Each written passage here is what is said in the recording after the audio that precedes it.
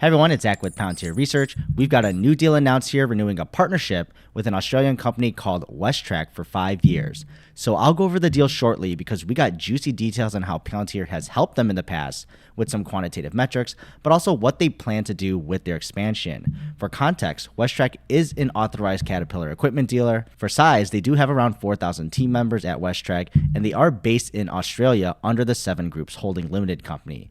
And this holding company, which is publicly traded, has around a $10 billion market cap, so that's just for perspective. So we know WestTrack is a part of them, but they also hold a bunch of other companies. Now let's get into the deal itself. This is a multi-year expansion for 5 years. They first started with Foundry back in 2021, so they've definitely gotten use cases and reasons to continue their partnership with Palantir, which is always great to see as an investor.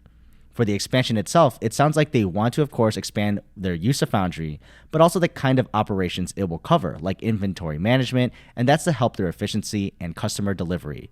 So we learned that it was being originally used at their headquarters, but it's now actually being expanded to another facility in Tomago in New South Wales, or NSW.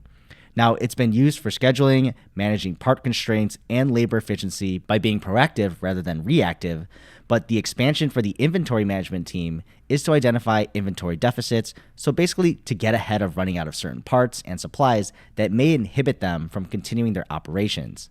Now, the quotes from WestTrack's CEO is pretty nice here because it gives an idea of what value they'll get out of the partnership and their expectations. They anticipate the expansion of their partnership will help bring them a return on investment by being data-driven.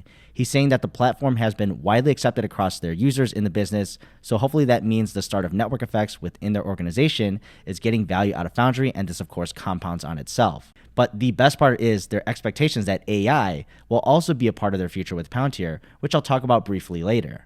But the best part is the metrics given. In the last 6 months, they state that Foundry has helped identify constrained parts, blocking work order progress, and not just alerting folks here, but suggesting remediation strategies. So it's not only Foundry useful for telling you about the problem, but also giving some direction or even suggestions on what you can do instead to continue working.